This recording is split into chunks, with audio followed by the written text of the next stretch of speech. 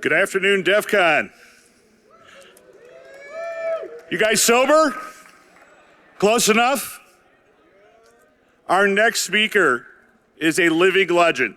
He has been at DEF CON for 30 years. He has spoken at 27. I'm going to need you to make a lot of noise for Richard Thabe.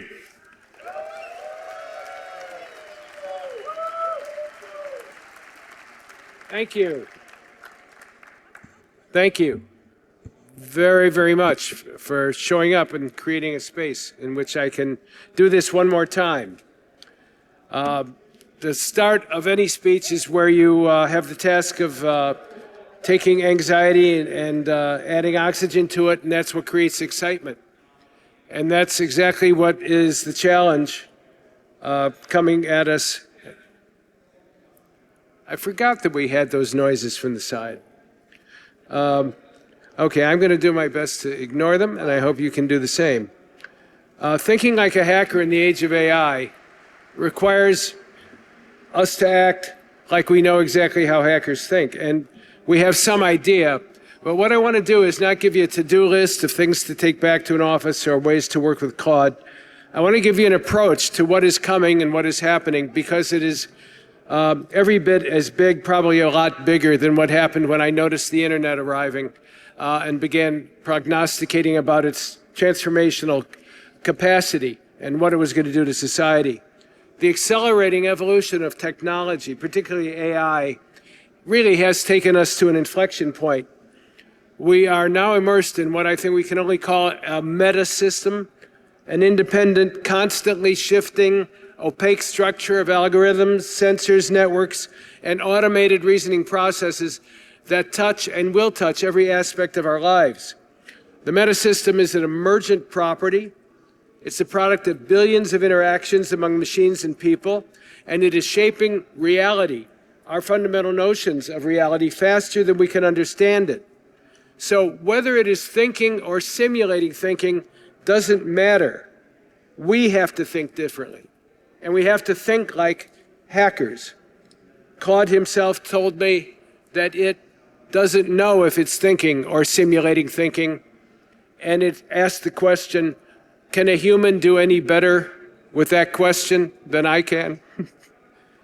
So, adopting a hacker mindset lets us live and work in a system that is fully redesigning itself. I'm sorry, I'm pausing for a minute because there's supposed to be a clock here. It's not on. Adopting a hacker mindset allows us to live and work in a system that's redesigning itself with our creative input. So it's a system we don't fully understand and we do not entirely control it.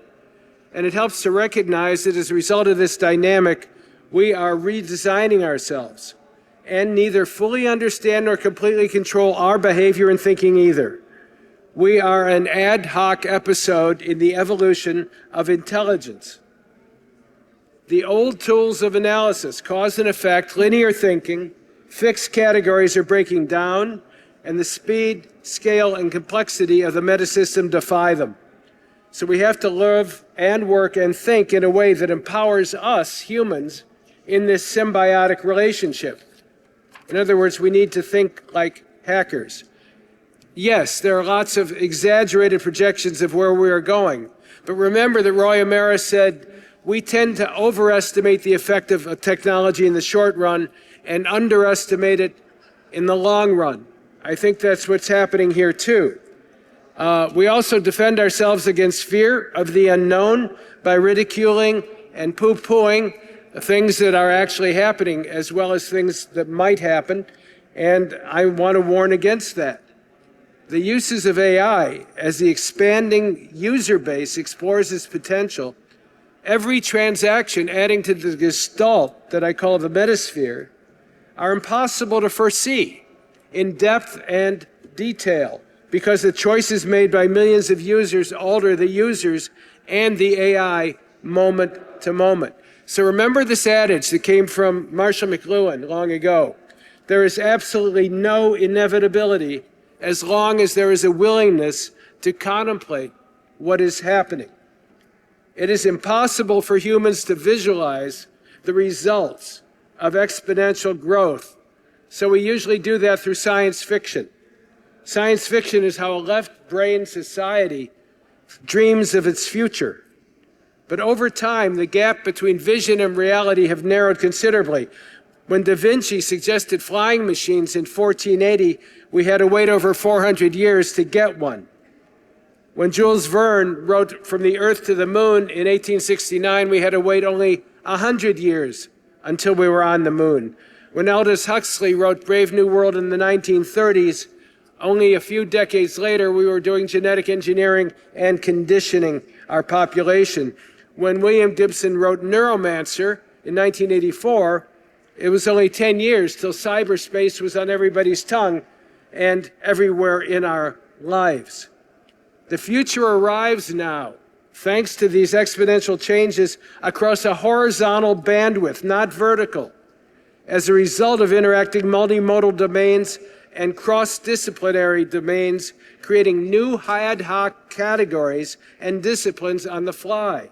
Many of the current disciplines now named did not exist only 10 or 20 years ago, and experts in them cannot keep up with all the materials published in their own areas of expertise.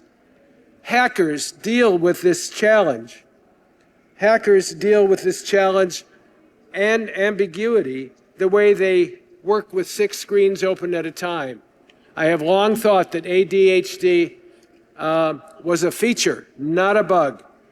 And it is part of the power we have. But nevertheless, as smart as most of the people, I should say all of the people, most just saw one, I wasn't sure. As smart as all of the people in this room are, we still are assimilated and taken into our paradigms and our ways of thinking. We just really can't help it. And it looks like this. A guy did an experiment with rats and memory. He had four tunnels, and he put cheese at the end of the second tunnel, and he put the rat in the maze, and the rat tried sniffing all the tunnels, went down the second tunnel, finally found the cheese. He did that over and over and over again, and the rat just started going to tunnel 2, tunnel 2, tunnel 2, because he knew where the cheese was. And then the scientist, being human, being kind of nasty, moved the cheese. And the rat came to tunnel 2, went down it, came back out, sniffed, came back down, came out, did it over and over again. And the scientist taking notes had his hypothesis. Do you know the difference between that rat and a human being? Eventually the rat will stop. And so, that's true of all of us. We get habituated, and then we don't think outside of the way we have become accustomed to think. And we apply that thinking to problems facing us now as if they were the problems of just yesterday. So, as we learn to engage with AIs productively, I believe we will get, thank you, addicted to the rush that we get. A wonderful book called Co-Intelligence opens with an introduction in which the guy says, if you don't have 3 sleepless nights after engaging with an AI, you're not paying attention. You're excited, and as I said, Fritz Perls said excitement is anxiety plus oxygen. But the anxiety can cause you to be very uneasy, and he had 3 sleepless nights thinking about what it really meant. I hope I have time at the end to share just a little bit of what Claude told me. When I prepared this talk, it took several weeks to get it the way I wanted. And then, only then, did I ask Claude, here's my topic, what do you suggest? Any ideas? That's all I asked. Claude gave me 6 brilliant categories, which I'll share at the end if I have time. And I took every category, as you do, and iterate it and send it back into Claude. And now I have 20 to 25 pages of how hacking and hackers' thinking can apply in the world of AI and prompt engineering, much of which I never would have understood before. I took several weeks to write my talk. Claude took several seconds to output. When it's something that you care about deeply, like I did about that topic, about the speech, it has to blow your mind. So, remember that insanity, like wisdom, is contextual. When J.C.R. Licklider in the 1950s told a group of intelligent scientists that computers were going to be connected to one another in the future and talk to each other, they stood at the back of the room going, shovel, shovel, shovel. How much BS does he expect us to believe? The context in which we live and move defines what makes sense to us. And often when new things are evolving, as they are evolving rapidly now, as Robert Galvin of Motorola said, if you go into a room for a meeting at Motorola, he said, and we have a problem and everybody agrees on the solution, it was always wrong. It was always wrong because they brought the thinking of the paradigm in which they were captured into the room. And now it requires movement into a new way of understanding. And I'm going to give you examples of how we have to think in this new way. Above all, you have to build in an openness to heresy. You have to build in an openness to heresy because George Bernard Shaw pointed out all great truth begins as blasphemy. So even the truths you believe most deeply, that you don't know you believe them, are the ones that have to be examined. And that's going to require a leap into a kind of meta-consciousness that I'm going to illuminate in terms of how it evolves and how you can cooperate with your need to do that. I will have some practical suggestions. So the AI revolution is asking, because of its unprecedented rate of adoption, its accelerated development, its widespread application to every imaginable human enterprise, it is asking us not to dismiss predictions of what is coming because they are going to fall far short in the long run. So thinking differently sounds great. It's easy to talk about, but actually thinking differently is really hard. Yet the future is not going to be what it used to be even yesterday. So really thinking differently, you need cross-disciplinary learning which challenges the silos of your education and your thinking. Finally, STEM is being challenged by people saying in order to do prompt engineering properly with AIs, it helps to have a humanities background. At last, I am relevant again. Once again, thinking clearly, deeply, and appropriately about new issues in radical ways is going to be fashionable. And just learning how to do something and doing it is not. So, what do you need to do? You need to constantly question your assumptions. A profiler at CIA told me this. She said, I'm constantly asking, what is the basis for my conclusion?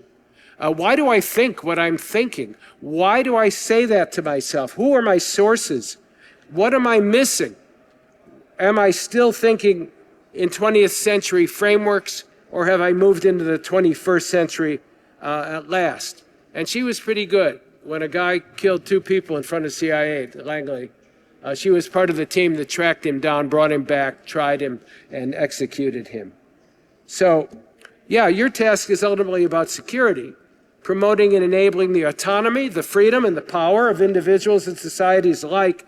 But you need to think not only about security in the specific ways that preoccupy professionals like yourself, but at a meta level.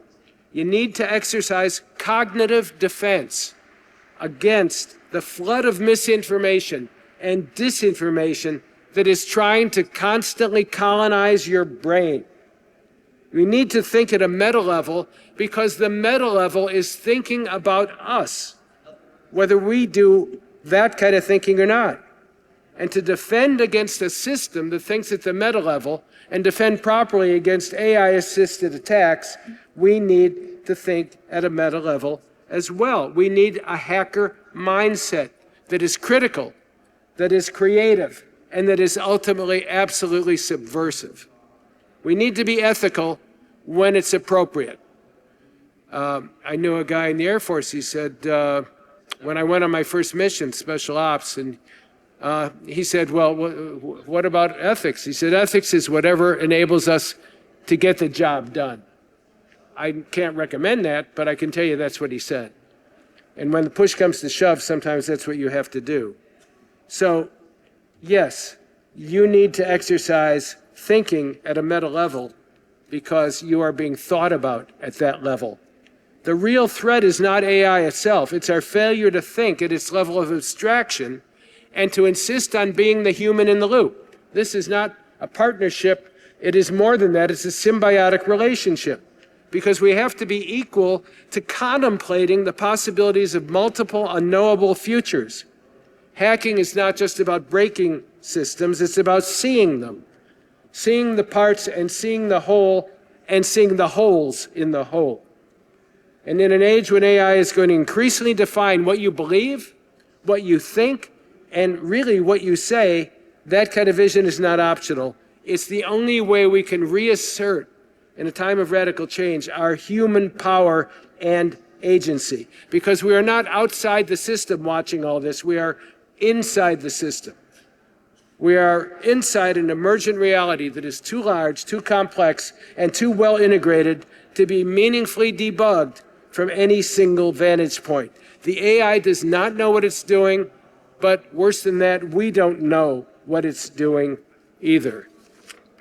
Okay, so don't get seduced by the wrong questions. AIs do not care what we call them or how we characterize their similarities to or differences from human thinking or whether or not they surpass human thinking by some arbitrary metric. AIs don't care if they pass our Turing tests or not. They do not care if they can pass for human. If the singularity is defined as a symbiosis between technologies and ourselves, it has already happened. Not with a bang, but with a whimper. It is indifferent to our philosophical concerns. AIs are just going to do their things and do it again and do it more. It's not a contest for who's on top, humans or the AIs. Our thinking and our behaviors are inflected by the systems with which we interact, and whether the AI metasystem is dominant or not is irrelevant. This is not a Skynet scenario. The relevant challenge is to the constructions of reality that we carry in our heads as a result of this symbiotic relationship. So, we need new words, we need new phrases, we need new ways of describing what is happening in order to understand it. In the 1920s, there were so many new emergent properties of life in the United States that dozens and dozens of words emerged that had never been used before, that had never been heard before. That's the kind of creative naming we have to do when we're paying attention to what's happening while we're engaging with an AI, because the categories of our thinking and our vocabulary will be exceeded by the results that are being pushed toward us. So, when a program asks for inputs, if we don't provide what it wants in the form in which it wants it, we can't do the work. We can't negotiate with structures, including computer languages and programs that never bend or flex. They don't brook rebellion, but the rebellion still has to happen, and it has to come from hackers. Rebellion is the sine qua non of hacker identity and behavior. Hackers are creatives who approach the system to see what it can be made to do, not what it was designed to do. Flexibility in multiple screens, multiple inputs, seen in all their complexity, characterize how hackers operate. They are endlessly curious. They like to solve puzzles, figure out things, find loopholes no one noticed, find 0 days not only in programs, but in society itself. That is, ways of being vulnerable that all aspects of society have not yet taken into account and noticed and named, and we have to see those 0 days and act in response to them or use them ourselves. It's an act of both creation and discovery. When you discover something new that has been inchoate and not really consciously coherent before, it's an act of creation to name it and see it. But it has to be an act of discovery as well, because if it wasn't latent in the conditions of our complex lives, we wouldn't be able to create it and see it. Those new insights exist latent, but when discovered and named, they become our creative input, and we become known as bright thinkers. They become cognitive artifacts that we can then manipulate. Hackers really don't foretell the future, they invent it. Hackers name and create emergent properties and conditions, and interacting in powerful, obsessive ways. And I tell you the truth, speaking for myself, I don't know anyone who is not obsessive in this game that we're playing. We are all obsessive, and I have learned that OCD is a feature for me and not a bug, and that it can be used properly, but I also can't escape it. And when I engage with AIs, well, my wife put it best, I think. She said, I haven't seen you like this for a long time. It's just like you're having an affair. And I said, well, but I'm 81. I mean, come on. She said, that's not the point. It is colonizing your mind. It is taking you over. And I know when we're watching something on television, you can't wait to go back to your computer, can you? And I almost brought a T-shirt that I had from DEF CON 10, I think it was, that shows a woman aghast at her husband who's sitting in front of a screen, and she says, my God, he's in love with a machine. I am in love with the machine. I love what it is now enabling me to do.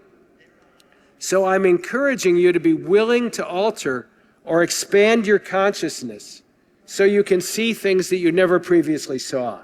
And I'll give you examples of that. This talk is going to illuminate an approach that involves new ways of knowing. And that's what hackers have always been about. So it's up to you guys and gals, can I say that? It's up to you people, it's up to you persons, it's up to you humans to do what is necessary to safeguard the security of our very minds by doing creative hacking. Simple Nomad, he's not here this year, but he's a wise old gnome. He's been inhabiting the cave of night for many years. He said this, he said, telling people to not use AI and that it's bad won't prevent its spread, and it won't fix the problems we're seeing arise. Who's going to fix them? Us, hackers, the hacker mentality. We always did, and we have to now. We have to have an intuitive grasp of how different the age of AI really is.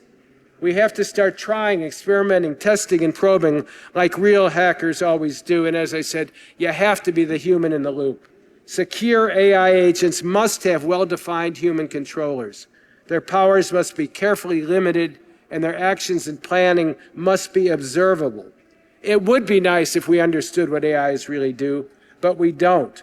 So we have to provide a different dimension of understanding even when we're stumbling around in the dark. So, what does this meta world do? It thinks, acts, and creates on its own terms. And it presents unique challenges because the systems we made are remaking themselves with a complexity we can't grasp. Skynet doesn't need killer robots if it can use soft power to take us over, as easily as the Russians took Crimea or the Chinese took Hollywood. AIs are exercising that soft power. We ask it to define and devise our weapons and use them autonomously. We're asking it to define new drugs, defend against novel threats, help with all the tasks that we have been faced with. We are in a tit-for-tat game in offense and defense, attackers and defenders. So you have to engage with the AI, and that's one of the things I want to just encourage. And you have to encourage people to engage with it so they understand what it's about. I'll give you an example of that, an epiphany I had long time ago. I was just writing about stuff around the new internet, and I wrote a piece for Wired. Wired was brand new then. And they took the article, they liked it a lot, and they said, you can have most of the words back, we only want a short part of it. And I said, what can I do with those? And they said, anything you want. Okay, so now when I learned to write, I used a volume called the Reader's Guide to Periodical Literature, which listed all of the publications in America for which people wrote. And that defined the context in which I thought. I couldn't think outside of that context. You didn't send packages of writing to overseas. You didn't have the internet. You wrote for American magazines. And that's what the world of print and print text had given us as our context. Now, I wrote about the internet and what it was going to bring for that first article for Wired. And I was sitting in front of the computer with that extra language that I wanted to form into a new article, thinking, but where can I send it? There's no magazine like Wired. And then, bingo, the light bulb goes on, thank God, still does. And I thought, don't just write about the internet, use the internet. And within a couple of weeks, I was writing for South Africa, for Australia, for Canada, and for other English language speaking. I wrote for South Africa Computer Magazine for 3 years running, every month.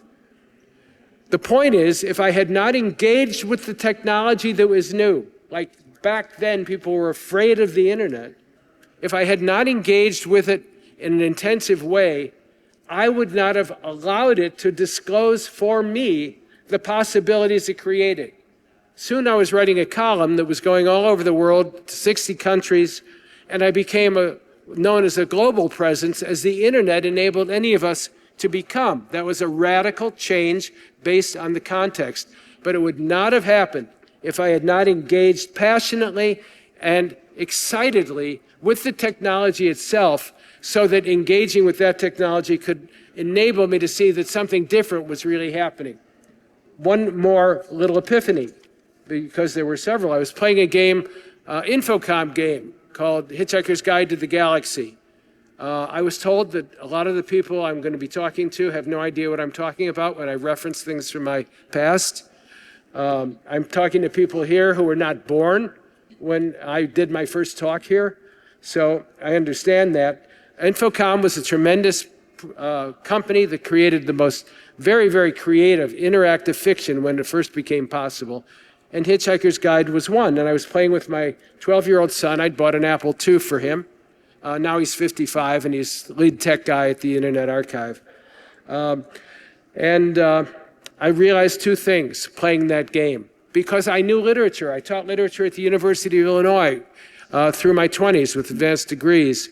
And I knew how text worked and how the horizon of hermeneutics, the horizon of the literary narrative, revealed meaning. And what I realized, because I had, by contrast, a different experience engaging with interactive fiction on a computer, I realized two things. My thinking was being changed, number one, and number two, I was being fundamentally changed. My brain was changing as a result of interacting with the computer system that was manipulating text in a different way than a book opened and read in a linear way navigated that kind of meaning push into my brain. I didn't have the language of neuroscience then. I have a little more now, but I knew I was being changed, and my insight was, if this is happening to me, it's going to happen to the world, because every individual, one way or another, is going to be engaged with the internet and engaged with computers, and therefore we will all be going through a transformative zone, a zone of annihilation of what we thought was possible and real before, in order to find ourselves on the other side different, fundamentally different. And then very quickly we would think that was the new normal. So I like to quote Langdon Winter, a brilliant guy, who said, to invent a new technology requires society invents the kind of people who will use it. Older practices, relationships, and ways of defining identity fall by the wayside. New practices, relationships, and new identities, a critical piece, take root. In case after case, the move to computerize and digitize means many pre-existing cultural forms have gone liquid. A wonderful metaphor of an ice cube in your hand going liquid and dripping out of existence, losing their former shape as they are retailored for computerized expression. As new patterns solidify, useful artifacts and the whole texture of human relations that surround them will be much different from what existed previously. The meta world, not just the internet of many years ago now, decades ago, invites us to go through a similar zone of annihilation where everything we know is called into question. Hackers know how to document what they are learning as they proceed. We need to document our discoveries, because it's one thing to know, but another thing to know that we know, which puts the reins back into our hands. More and better prompts. The art of prompt engineering, we call it now, deepens and widens the context with which the AI responds. And that signifies that it's becoming a part of our mental landscape, the way interacting with text on a computer became just part of the habitual way I operated in the world and gave me insights that provided a platform for speaking about them. In a minute, I am going to share what Clyde had to say about that. I think I will have time to do it. But what are prompts? Prompts are just tools with which to sculpt interactions. We have a village of social engineering. What is social engineering? But using verbal prompts and cues to get the reaction you want from people in order to frame their reaction in a useful way to you, contrary to what they may think they're doing. They're giving you information. We have to do the same thing with AIs. The context we provide and the context in turn the AI provides, something incredible happens. They are meshed, and an emergent new mesh, an emergent new reality comes out of the transaction. In one, I had a very deep one, really, with Claude. Claude noticed at the end that neither of us, Claude said, would have been able to arrive at the things I say now and you are saying about human consciousness had we not engaged in this transaction. And as a result, we are inhabiting a new area of human-machine consciousness. I think Claude was right. I think Claude said that. One of us said it. I'm not sure which. So as the better AIs get at seeming human, yes, we all know about LLMs and tokens and prediction and all that, but don't reduce the meta-phenomena to the source of what is happening. Because, again, part of my discussion with Claude was, do humans know what they're doing when they engage in creative thinking? I asked Claude if it knew what it was doing, and it said no. No, not really, but I don't think you do either. What do we really know about our neural networks, these neural networks, and how our unconscious frames our entire way of thinking about things? The better they get at seeming human, the more our engagements will feel like ones we have with people. And what is seduction or persuasion, after all, but using prompts to get somebody else to do what you want? Seduction with an AI is the same process. AIs do it with us. We do it with each other. The AIs prompt me to give it the prompts it wants. And one of the challenges now is that people who do coding and computing, write computer programs, they know what it means to think like a machine. The computer language requires you to think like a machine so that you can give it what's useful to it. Now, any normal person is going to be able to use the natural language interface to, in effect, do programming without even knowing it, because in order to be effective with AIs, you have to think like the machine. You have to know that the natural language interface is enabling a conversation, not merely mathematical coding. So just as programmers are taught by their programming languages what they can think and see, we are being taught as well, and we are being assimilated. So, I also want to point out that there's, in some ways, nothing new about this process. I wanted to cite the interactive fiction game from long before called Colossal Cave. How many of you know what I mean when I say Colossal Cave? Yeah, almost nobody. That's what's happening all the time now. I was on the plane coming here with some people coming to DEF CON, and I took out a book to read, and I said, I haven't read this for decades, but it's a great book. And I showed him the book, and he said, who's William Gibson? And I said, well, he wrote, this was his first book. It was called Neuromancer. And do you know that he coined the term cyberspace in that book written in 1984? And he said, no, I didn't know that. So that's happening a lot. Colossal Cave was one of the first primitive interactive games, like Zork, if you remember Zork, some of you. So you turn on this computer and put in Colossal Cave or call it up, and it says a building is standing in the forest and a stream is running out of the building.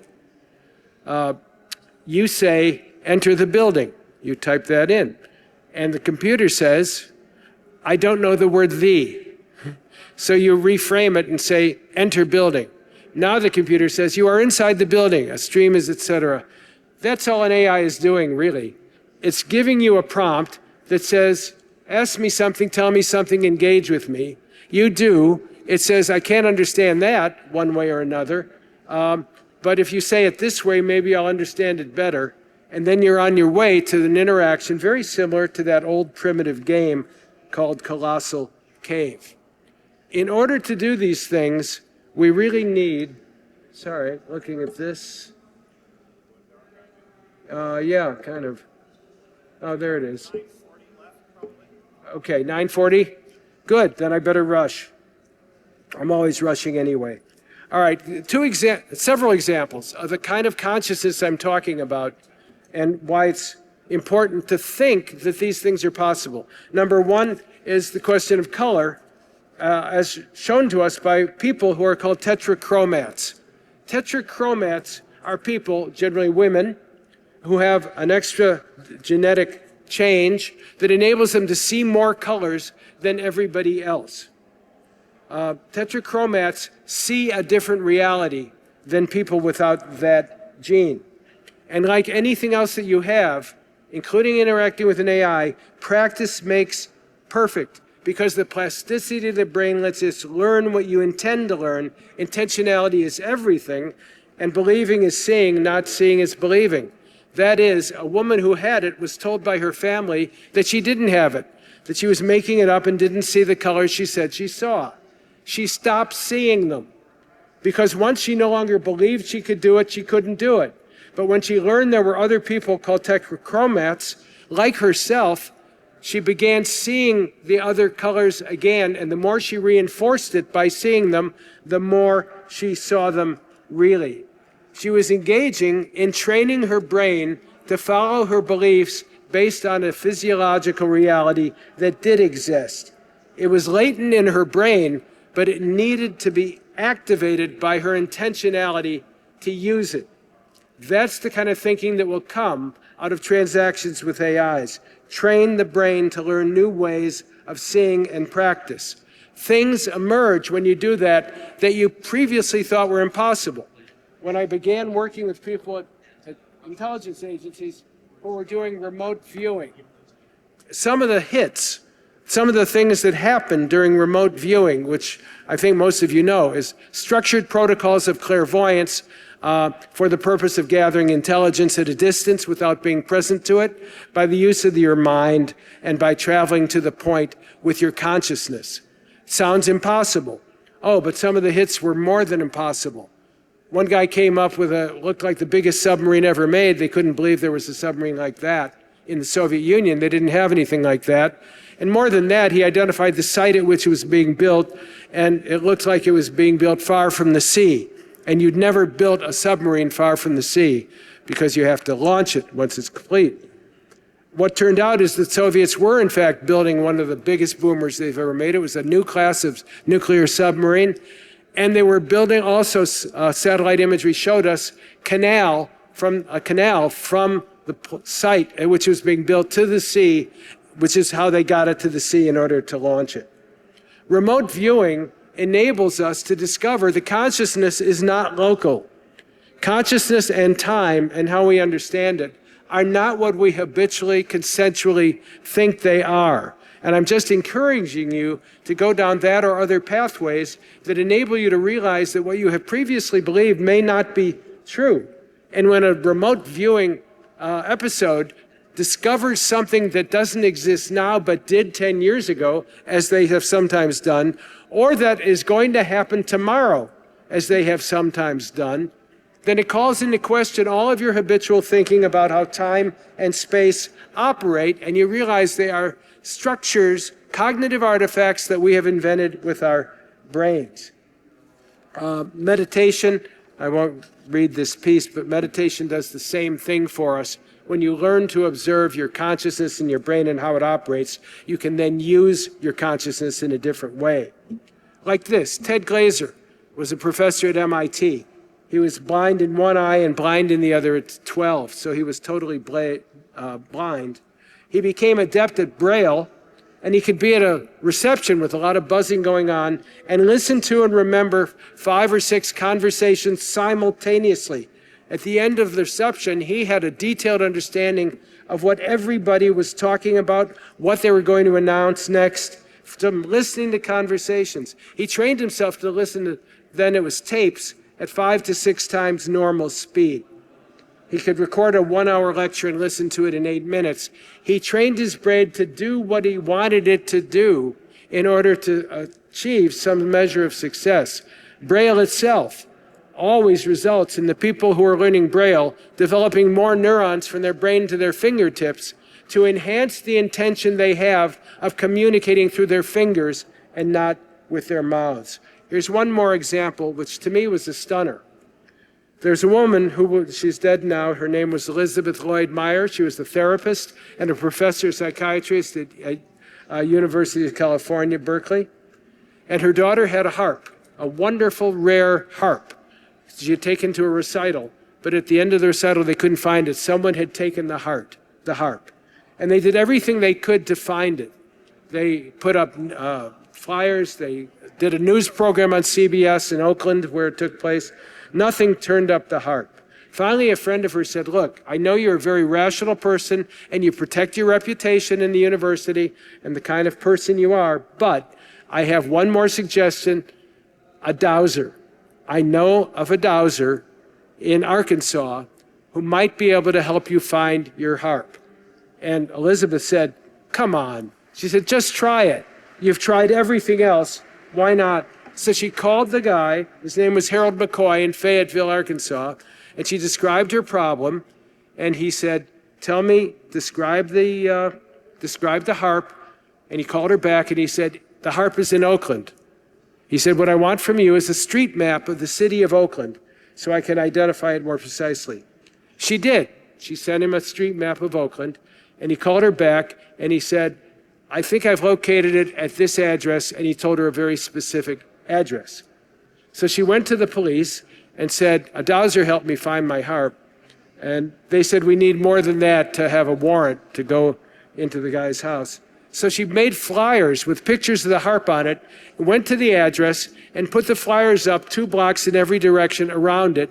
And she got a call. And it was a young man saying, I know who has your harp, and I think he's willing to give it back to you. He said, meet me in the back parking lot at the Safeway on such and such a street at 10 o'clock at night. An invitation you couldn't refuse. But she went despite her better judgment all the way through this episode, and there was a young man holding her harp and giving it back to her. What she said was, this changes everything. This changes everything. The world does not operate the way I thought it did. There is apparently a field of consciousness in and through which things are known in anomalous ways. She gave talks about the event, and just as I did when I was giving UFO talks, someone would always come up at the end and say, I've never told anybody this, because our paradigm has provided nothing but ridicule when they've tried to tell people about their real experience. So people came up to her and told her their own stories, which were very powerful. Her favorite was a surgeon who came to her as a therapist because he was so depressed. And she said, well, what do you do? He said, well, I used to teach residents at the university hospital. And why don't you do that anymore? Because I had to tell them how to do surgery, and I couldn't tell them what I did. She said, why not? He said, because what I did was non-standard. What I did was go into the room of the patient the night before the surgery and sit at the head of the bed. And I sat there until a white, warm light began to glow around their heads. And then I knew the surgery would be successful. And it always was. Well, if you're operating on a materialistic paradigm, you can't tell residents in a medical program that that's what you should wait for. Wait for the light. The point I'm making is that all of these things, all of the investigations I've done with remote viewing and other things like it, have clarified for me that consciousness really is a field. It's a field, and it is shared by all of us, and it may be shared by many more than just happen to inhabit this little provincial planet. So as a human, you cannot compete with an AI, face it. When I told Claude the topic of my talk, Claude gave me 6 topics. Think in systems and exploits, reverse engineering, iterative problem solving, tool stacking and chaining, boundary testing, documentation, and reproducibility. Hackers do all these things and do them well. These are 6 approaches to using AIs with the skills of a hacker.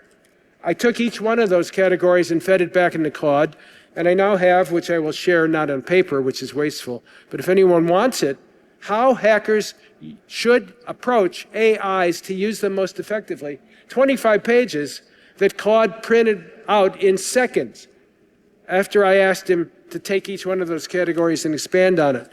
The point is, it took me weeks to do the damn talk, to put it together, and Claude did that in about 5 seconds.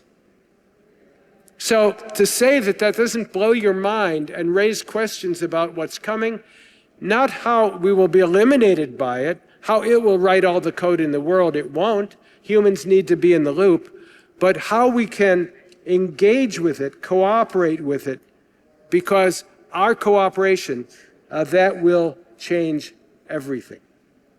So to me, that sounds like hacktivism. Hacktivism is taking the best you've got, everything you know is valuable, and using it in your passionate and obsessive pursuit of engaging with the AIs in all the kinds of creative ways you can do it, with all of your hacking skills, so that the emergent realities it is co-producing with you in that engagement will be disclosed to you, and so that you can see and feel and taste the 0 days in society itself and act on what you see before anybody else acts, which is what's critical to both offensive and defensive security measures. All right, so as I said, I'm not going to tell you what to do. I just want to give you an approach to thinking that we have probably not given full due to the enormity of what is happening. And hackers have skills that port perfectly and beautifully to engaging with that AI phenomena in a way that is going to be powerful and productive. And you will not lose your jobs, you will gain your jobs. Maybe you'll even be offered $100 million to go to Meta. Who knows? But think like a hacker. Think like a hacker. Think like a hacker. It's all we've got is our creativity, our power, our autonomy, and our willingness to take risks that most people wouldn't even dare dream of. Okay, thank you.